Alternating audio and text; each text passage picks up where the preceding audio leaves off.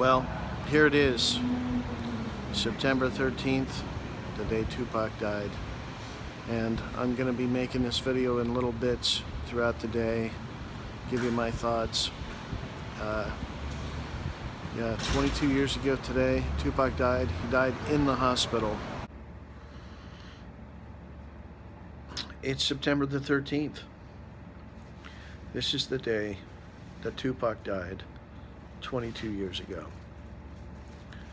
And rather than get into, all of the stuff about the murder, that stuff's out there. This murder is solved, and the people that know what happened or want to dig in and find the truth is out there. It's already out there.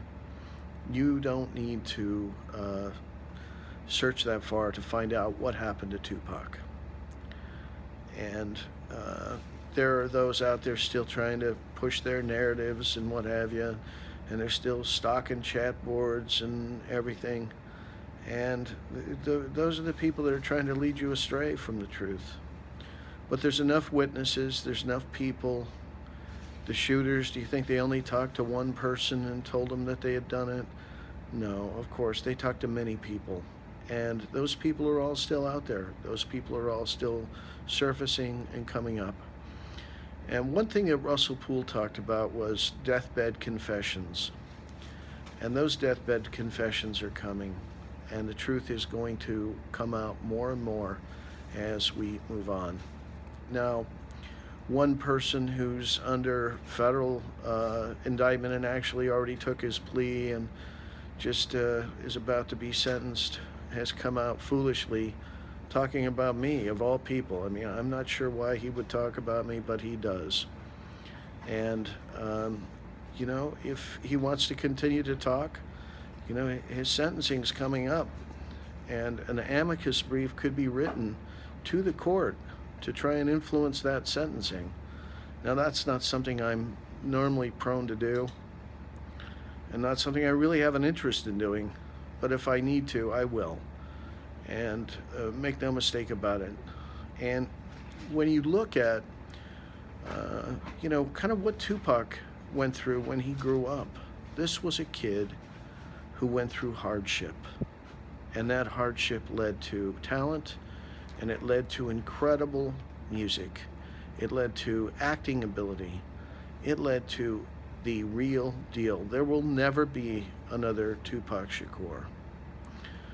But one of the blessings that I've had, because I certainly haven't made any money in the Tupac space, and I haven't been paid the money that I earned in the Tupac space, but one of the blessings that I have gotten is I've gotten to know some of what happened in Compton that is really deep background on the entire Tupac and Biggie scenario. And that's kind of what I'd like to talk about today, because, these are things that resonated with Tupac. There was a reason why he was drawn to Pirus. And Tupac was not a gang member. He was never jumped into the Pirus. And he just wasn't built that way. But when you look at the history of what happened in Compton, there was a wave, and it was a Crip wave that was sweeping through Compton. And it was heavy recruitment. They wanted to grow a gang. They wanted to grow it fast. And the way they did it was through intimidation. And they hit Piru Street with that intimidation. And these were young men that were not going to be intimidated. And they were not going to join with the Crip movement. And so what did they do? They built a resistance. And it kind of reminds me of the Star Wars. You have the Empire, and then you have the Resistance. The Pirus were the Resistance. And those were young men that were trained by their fathers that were ex-military. And those ex-military fathers told their sons, "You do not run. We handle our business within the family. You take care of your lawns. You make sure that your house is squared away, that it looks nice, because we all have to live in this neighborhood. We all have to look at the neighborhood. And one of the things that they were adamant about was that we do not disrespect women. They lived by a code, and that was a code of honor. And when you look at some of the people that are associated with, all of this Tupac space, they have no honor. They don't live by a code. And you look at Eazy-E back in the day, he wanted to continue to make money off of disrespecting women. And it was a big brouhaha because he wanted to do something in Compton. And he sat down with the powers that be in Compton, who said, "You will not continue to disrespect women." And after 9 hours, they had an agreement, and he realized that he needed to change the way he did things. And it wasn't too long after that that Eazy was dead. And so this doesn't always work out for people when they have honor, but they stand up and they say, "We will not be disrespected. We would rather be dead than be disrespected." And so now, that's just one of the beautiful things that I've learned about Compton. The 70s, the 80s, the 90s were crazy times, and the craziness that went on built the characters of young men, and many of them are no longer with us. But in the Spartans said it best: "Better to die on your feet." And the Spartan women said it: "On your shield or with it. You do not come back and dishonor our people." And the people that are in Compton, when they get caught up in something, they don't bring it back into the neighborhood. They quietly do their time. They don't flap their gums. They don't talk. That's all part of a code. And that code is a code of honor. So those of you that want to know what happened with Tupac, do your research. You'll find out. The truth is out there. You're not going to find me out there stalking chat boards trying to get you to believe what I tell you.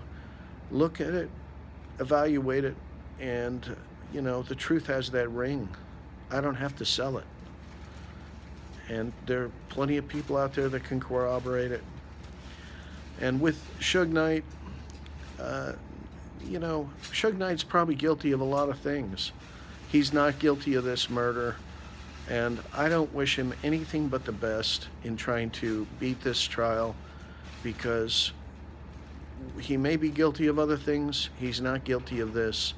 And actually, there are an awful lot of people that are in prison right now that corrupt cops put there by lying on them and putting them into prison. And some of those corrupt cops, at least 2 of them we know of, are one's under federal indictment and one's already taken a plea deal. How many young men did those guys put away falsely? They had to plant evidence on them, or they had to fabricate some bullshit to put them away. I once asked Russell Poole, I said, "Russell," I said, "aren't you worried about all those people that you put into prison?" And he laughed. He said, "No, not at all." And I said, "Well, Russell, why aren't you worried?" He said, "Because I never once lied. I never once fabricated any evidence to try and put them away." He said, "And every single time when I knew I had them," he said, "I turned off the cameras," and he said, "I sat and I had a conversation with them." And he said, "I looked them in the eye and I said, 'Look, I have you. You know I have you. Are we cool?' And they were like, 'Yeah, we're cool.'" He goes, "Okay. I just wanted to make sure, because this isn't personal. This is my job, and I know you had your job to do, and it's not personal, and I don't hold any personal grudge to you, but I just want you to know I have the evidence against you, and there was never a problem. and he never worried that something was going to come back to haunt him. Now, those people that did plant evidence and those people who were corrupt cops, we should really throw the book at those people, because they are the scourge of what's happening in America. And I think, let God be the ultimate judge, but I don't see good things happening to the recent corrupt cops, and that's why they even have to talk about me. And if they continue to talk, amicus brief, I'll take the time. I'll write a very, very strong amicus brief, and I'll include some of the information that's been sent to me about people that were convicted, that they planted evidence on. And every single case that those guys ever touched should be looked at and should be overturned. And that's what Tupac would want on the anniversary of his death. And this is what I say to you. And so let's live up to what Tupac wanted everybody to be. He was an activist and he wanted to bring a better world. Let's all work together to bring in that better world.